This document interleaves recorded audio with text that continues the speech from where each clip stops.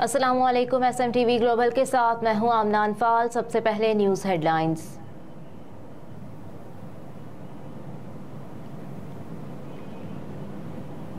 Paris से जाहिद मुस्तफ़ा आवान की report के मुताबिक पाकिस्तान मुस्लिम लीग नून फ्रांस के सीनियर रहनुमा और पाकिस्तान बिजनेस फोरम फ्रांस के चेयरमैन सरदार ज़हूर इकबाल की जानिब से एक मकामी रेस्टोरेंट में दिफाए पाकिस्तान 6 सितंबर 1965 के सिलसिले में एक तकरीब का एहतमाम किया गया।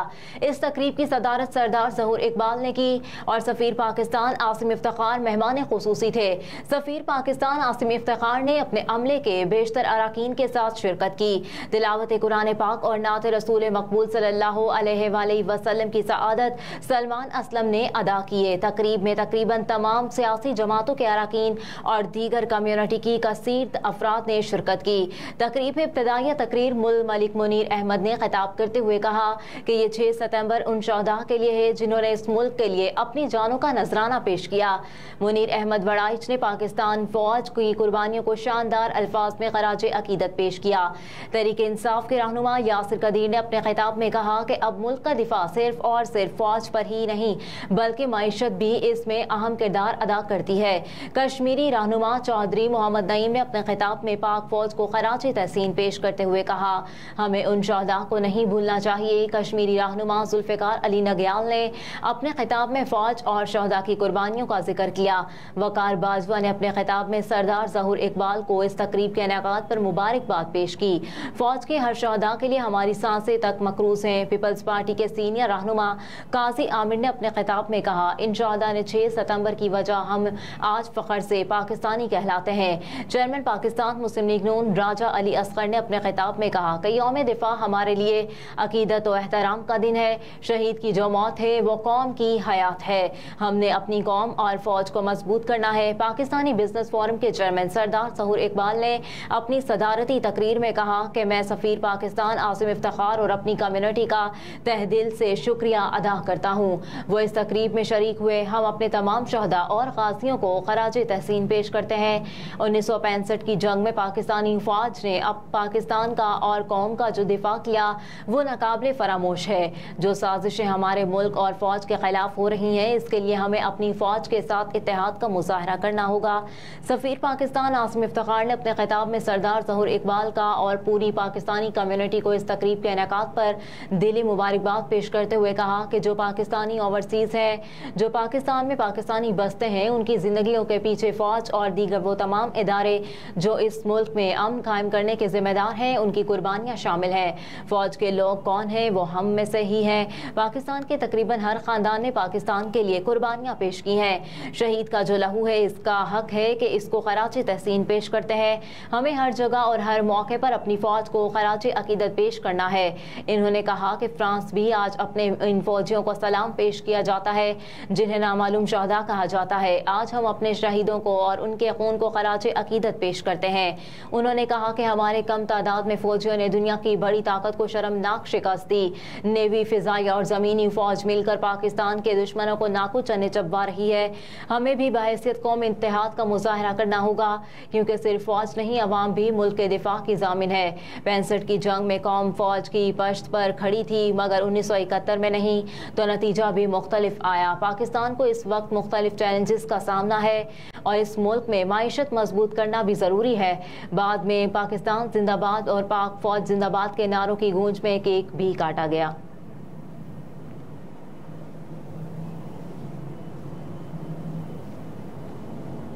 मुल्क को नुकसान पहुंचाने की कोशिश का मुंह तोड़ जवाब देंगे। अस्करी क़यादत का यौम दिफा पर पैगाम। यौम दिफा के मौके पर अपने पैगाम में अस्करी क़यादत ने कहा है कि हम बतौर कौम उन तमाम शहदा की कुर्बानियों के मकरूज हैं जिन्होंने पाकिस्तान के परचम की सरबुलंदी के लिए अपनी जानों के नजराने पेश किए। पाक फौज के शोबा ताल्लुकात आमा के मुताबिक 58वें यौम दिफा के मौके पर chairman joint of chief of staff committee services chiefs और अफवाज पाकिस्तान की जानिब से खुसूसी पैगाम जारी किए गए जिसमें अस्करी क़यादत ने शहदा और उनके लवाहिकीन को ज़बरदस्त खराजे अकीदत पेश किया। अस्करी क़यादत ने अपने पैगाम में कहा कि आज के दिन 1965 को हक व बातिल के दरमियान मार्का हुआ। ये साबित हुआ कि गयूर कौम अपनी सरहदों की हिफाजत के लिए हमा वक्त तैयार है। इस रोज़ मादरे मिल्लत के हज़ारों बेटों ने अपनी जानों का नजराना पेश किया। जवानों ने कुर्बानियों से पाक सरजमीन के दिफा को नाकाबिल तस्खीर बनाया। अफवाज पाकिस्तान के सरबराहान ने मजीद कहा कि आज पूरी कौम उन शहदा की कुर्बानियों को सलाम पेश करती है। हम बतौर कौम शहदा की कुर्बानियों के मकरूज हैं। मुसल्लह अफवाज हर तरह के अंदरूनी और बैरूनी खतरात के खिलाफ दिफाए वतन के लिए पुरअज़्म है। पाकिस्तान को नुकसान पहुँचाने की हर कोशिश का मुंह तोड़ जवाब दिया जाएगा।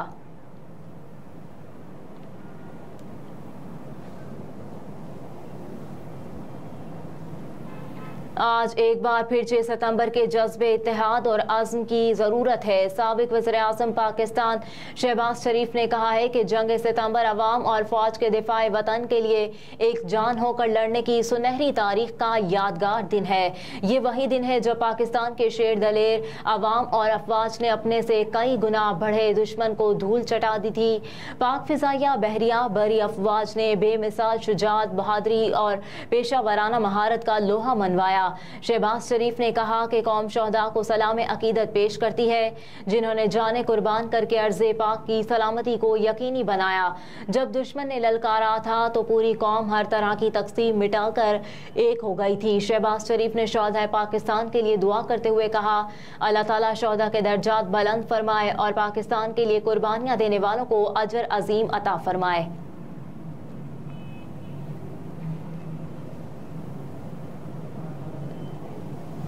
मोहतरमा बेनज़ीर शहीद ने मिसाइल टेक्नोलॉजी देकर मुल्क की दिफा को मजबूत किया। साबिक सदर आसिफ अली जरदारी ने शरीक चेयरमैन पीपल्स पार्टी ने भी 6 सितंबर के शहीदों को खराजे अकीदत पेश करते हुए अपने पैगाम में कहा कि शहीद कायदे अवाम जुल्फ़िकार अली भुट्टो ने एटमी प्रोग्राम देकर वतन के दिफा को यकीनी बनाया। मोहतरमा बेनज़ीर भुट्टो शहीद ने मुल्क को मिसाइल टेक्नोलॉजी देकर वतन के दिफा को मजबूत किया। आज कोई दुश्मन हमारे मुल्क पर हमला करने का सोच भी नहीं सकता। कहा कि मजबूत दिफा, आइन की पासदारी और बाइख्तियार पार्लियामेंट वतन की सलामती की जमानत है। Chairman Pakistan peoples party Bilawal Bhutto Zardari ने यौम दिफा पर पैगाम में कहा कि 6 सितंबर का दिन हमारी कौमी जुर्रत और बहादुरी का इस्तेआरा है। पाकिस्तानी कौम अपने वतन का दिफा करने के लिए मुत्तहिद और हर वक्त तैयार है। मुसल्लह अफवाज को बहादुरी और कुर्बानियों पर सलाम पेश करता हूँ। बिलावल भुट्टो जरदारी ने कहा कि शहदा के खानदानों को भी इनके हौसले और सब्र इस्तेकामत पर खराजे तहसीन पेश करता हूँ। बाइस फ़ख्र है कि मुल्की दिफा के बाब में पीपल्स पार्टी की क़यादत और हुकूमतों की कारकर्दगी तारीखी और शानदार है। मुल्की दिफा को नाकाबिल तस्खीर बनाने के लिए जौहरी प्रोग्राम की बुनियाद रखना कायदे अवाम शहीद भुट्टो का कौम का स्ट्रेटेजिक तोहफा था। शहीद मोहतरमा बेनज़ीर भुट्टो ने मिसाइल टेक्नोलॉजी का तोहफा देकर दिफाए वतन को मज़ीद जिद्दत और तक़वियत दी।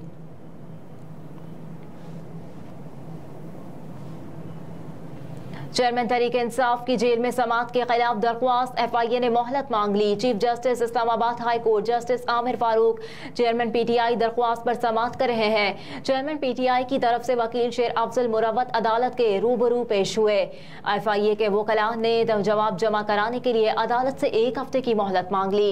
चेयरमैन तहरीक इंसाफ के वकील ने कहा कि FIA के वकला ने ट्रायल कोर्ट में कहा कि इस्लामाबाद हाई कोर्ट में दरख्वास्त पर फैसले तक जमानत पर फैसला नहीं हो सकता।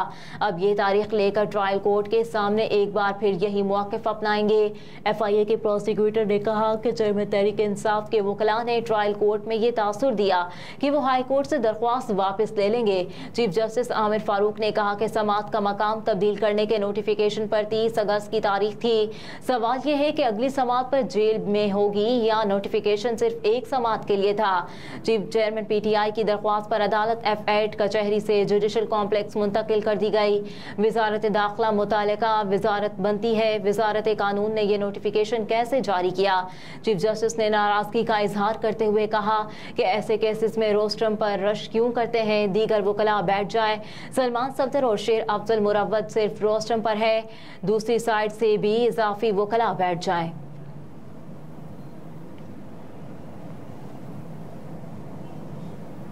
ECL से नाम निकालने का केस, शीरी मजारी के खिलाफ दर्ज मुकदमात का रिकॉर्ड तलब।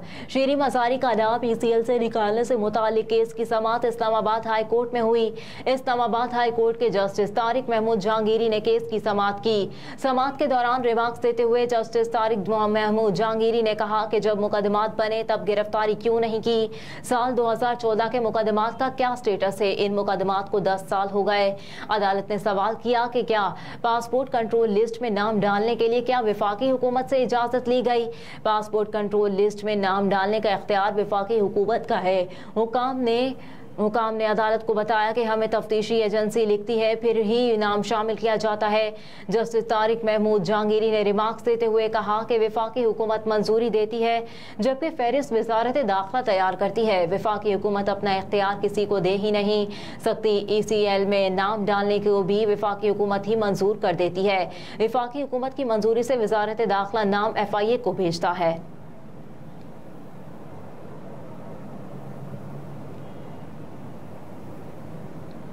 परवेज इलाही को पेश न करने पर अदालत बरहम, चीफ कमिश्नर इस्लामाबाद को तौहीन अदालत का नोटिस। परवेज इलाही की बाजियाबी के लिए केस की समाअत लाहौर हाई कोर्ट में जस्टिस मिर्जा वकास रऊफ की अदालत में हुई, लेकिन अदालती हुक्म के बावजूद आज भी साबिक वज़ीर आला को पेश न किया गया। CPO Rawalpindi Syed Khalid Hamdani, superintendent district jail Attock Arif Shahzad, DPO अटक सरदार खयास गुल खान और पंजाब हुकूमत के एडिशनल एडवोकेट जनरल गुलाम सरवर समेत दीगर अफसरान अदालत में पेश हुए। एडवोकेट जनरल इस्लामाबाद भी लाहौर हाई कोर्ट में पेश हुए। जस्टिस मिर्जा वकास रऊफ ने परवेज इलाही को पेश न करने पर बरहमी का इजहार करते हुए रिमार्क्स दिए कि लाहौर हाई कोर्ट के हुक्म को कैसे नजरअंदाज किया गया। परवेज इलाही के वकील ने कहा अदालती अहकामात पर अमल दरामद नहीं किया गया, जिस पर अदालत ने कहा अदालत के अहकामात को नजरअंदाज करना अलग मसला है। लाहौर हाई कोर्ट ने कहना था कि अदालती हुक्म के बावजूद इस्लामाबाद पुलिस ने परवेज इलाही को गिरफ्तार किया। अदालत ने एडवोकेट जनरल इस्लामाबाद से इस्तफसार किया कि अदालती हुक्म मौजूद है तो आपका इस पर क्या मौक़िफ़ है? अदालती हुक्म बहुत साफ था मगर उन्हें गिरफ्तार करके अटक जेल मुंतकिल कर दिया गया।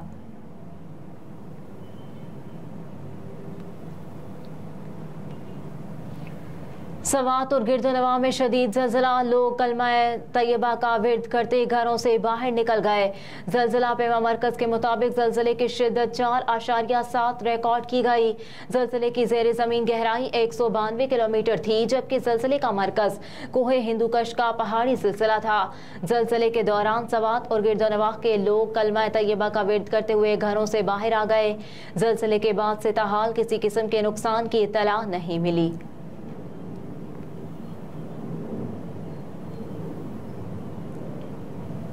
एशिया कप का सुपर 4 मरहला पाकिस्तान और बांग्लादेश के दरमियान आज मैच होगा।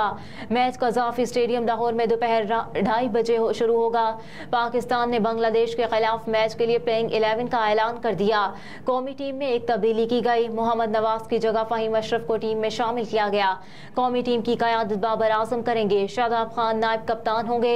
दीगर खिलाड़ियों में फ़खर जमान, इमामुल हक, सलमान अली आगा, इफ्तिखार अहमद, मोहम्मद रिजवान, नसीम शाह, शाहीन शाह और आफरीदी और हारिस रऊफ शामिल हैं।